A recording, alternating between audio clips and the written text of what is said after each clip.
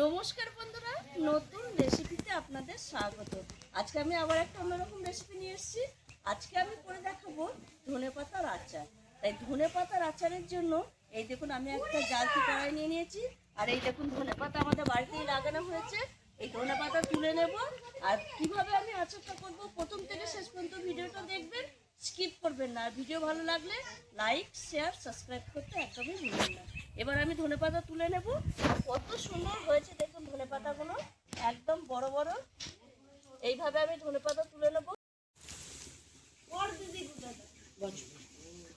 এই দেখুন বন্ধুরা, আমি ধনেপাতা তুলে একবারে ধুয়ে নিয়ে এসেছি। একটা জলটা ঝরিয়ে নেব। জলটা ঝরালে তাহলে ধনেপাতার জল থাকবে না, আর আচারে তো জল থাকলে ভালো হবে না। জলটা ঝরিয়ে নিই, দিয়ে তারপরে আমি রান্নাঘরে গিয়ে দেখাবো এই আচারটা আমি কি দিয়ে করব। আর এই আচারটা কিভাবে করি প্রথম থেকে শেষ পর্যন্ত ভিডিওটা দেখবেন, স্কিপ করবেন না। আর ভিডিও ভালো লাগলে লাইক, শেয়ার, সাবস্ক্রাইব করতে একদমই ভুলবেন না। আমি রান্নাঘরে গিয়ে দেখাবো কি কি উপকরণ দেবো।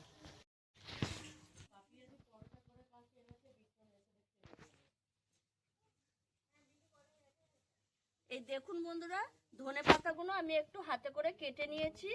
আর এখানে উপকরণে নিয়ে নিয়েছি রসুন কুচি, কাঁচা লঙ্কা চেরা, পেঁয়াজ কুচি, আদা কুচি, টমেটো কুচি, তেঁতুল ভিজিয়ে রেখেছি, নুন, সর্ষের তেল, আর 5 ফোড়ন, শুকনো লঙ্কা, হলুদ গুঁড়ো, আর একটু লঙ্কার গুঁড়ো, আর চিনি।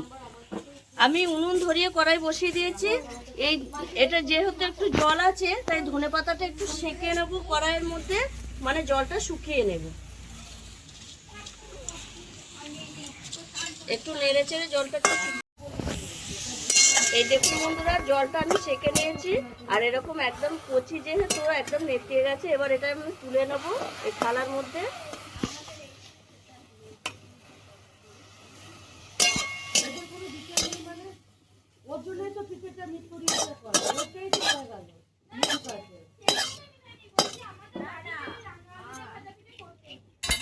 এইবার আমি কড়াইয়ে দিয়ে দেবো সর্ষের তেল। একটু তেলটা বেশি।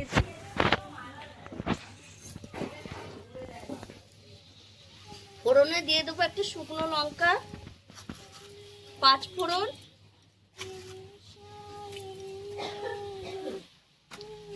এইবার আমি দিয়ে দেবো এখানে একটু রসুন কুচি আর কাঁচা লঙ্কা, আদা কুচি, পেঁয়াজ কুচি দিয়ে একটু ভালো করে ভেজে নেব। পেঁয়াজ, আদা, রসুন সব একটু হালকা ভাজা ভাজা হয়ে গেছে। এবার আমি দিয়ে দেবো টমেটো কুচি, দিয়ে দেবো স্বাদ মতো লবণ,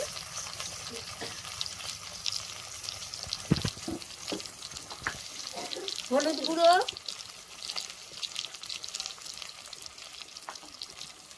লঙ্কার গুঁড়ো। আচার যেহেতু একটু ঝাল, টক, মিষ্টি সব রকমই। এইভাবে আমি একটু ভেজে নেব।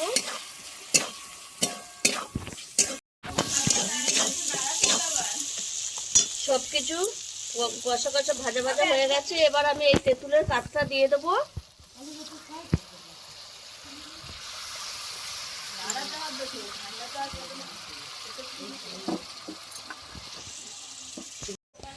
দেখুন বন্ধুরা, তেঁতুল দিয়ে একটুখানি ফুটিয়ে নিয়েছি। এবার আমি দিয়ে দেবো চিনি।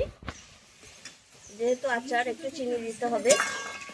চিনিটা দিয়ে একটু নেড়ে চেড়ে নিলাম। এবার আমি ধনেপাতা যে ভেজে রেখেছি সেটা দিয়ে দেব, দিয়ে এর সঙ্গে ভালো করে মিশিয়ে নেব। এই দেখুন বন্ধুরা, সব কিছু মিলেমিশে এক হয়ে গেছে আর আচারটা হয়ে আসছে। এবার আমি একটু লেবুর রস দিয়ে দেবো। লেবুর রসটা দেওয়ার কারণে ভালো লাগবে খেতে, আর অনেক দিন রাখলেও থাকবে। আর একটু সর্ষের তেল দিয়ে দেবো, যেহেতু আচার সর্ষের তেলটা দিয়ে দিলাম। এবার আমি নামিয়ে নেব। আর কত সুন্দর হয়েছে দেখুন ধনেপাতার আচারটা, অসাধারণ লাগে এই ধনেপাতার আচারটা এই সময়। এই দেখুন বন্ধুরা, কত সুন্দর হয়েছে দেখেছেন। এবার আমি নামিয়ে সেট করে নেব।